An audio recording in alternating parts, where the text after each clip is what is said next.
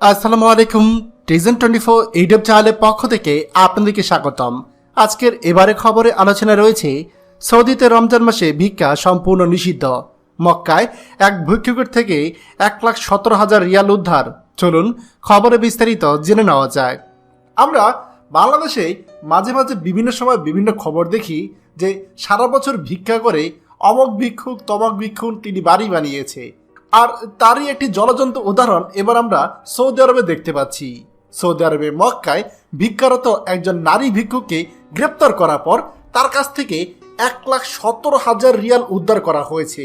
এর পাশাপাশি তার কাছে বিভিন্ন দেশের বেশ কিছু মুদ্রা এবং কিছু পরিমাণ স্বর্ণালঙ্কারও পাওয়া গিয়েছে।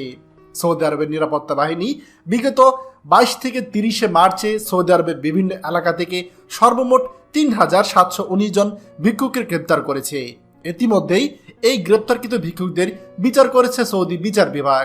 সম্প্রতি সৌদি আরবে যে কোনোভাবে ভিক্ষা বা ভিক্ষাবৃত্তিকে উৎসাহিত করাকে সম্পূর্ণ অবৈধ হিসাবে ঘোষণা দেওয়া হয়েছে এবং ভিক্ষাবৃত্তির সাথে সংযুক্ত থাকা প্রত্যেককেই আইনের আওতায় আনা হবে বলে ঘোষণা দিয়েছে সৌদি আরব কর্তৃপক্ষ।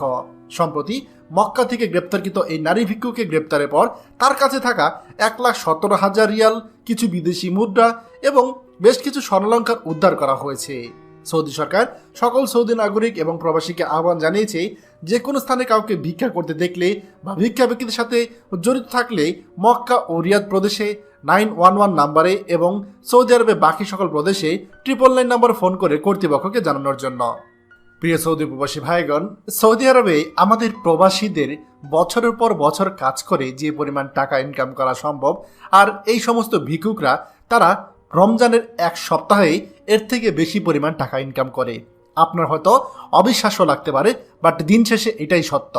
সৌদি আরবে রমজান মাসে প্রচুর পরিমাণে ভিক্ষা বাণিজ্য হয়, আর কর্তৃপক্ষ এটা বন্ধ করার চেষ্টা করছে। কারণ দেখেন, আপনি কাউকে সহায়তা করবেন সেটা কিন্তু স্বাভাবিক।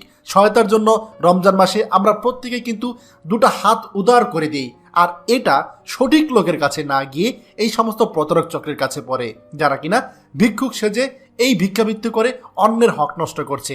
তাই সৌদি কর্তৃপক্ষ যারা যে পদক্ষেপ নিয়েছে, নিঃসন্দেহে এটা কিন্তু ভালো পদক্ষেপ। আর আপনারা অবশ্যই এই সমস্ত ফকির মিসকিন থেকে সাবধান থাকবেন। খবরটি আমাদের সৌদি আরবে সকল প্রবাসীদের সাথে এক্ষুনি শেয়ার করে সবাইকে এই গুরুত্বপূর্ণ খবরটি জানার সুযোগ করে দিন। আর আপনি যদি আমাদের এই চ্যানেল তো হয়ে থাকেন, অবশ্যই আমাদের চ্যানেলটিকে সাবস্ক্রাইব করুন সৌদি আরবের সকল গুরুত্বপূর্ণ খবরাখবর সবার আগে পাওয়ার জন্য। ধন্যবাদ সবাইকে।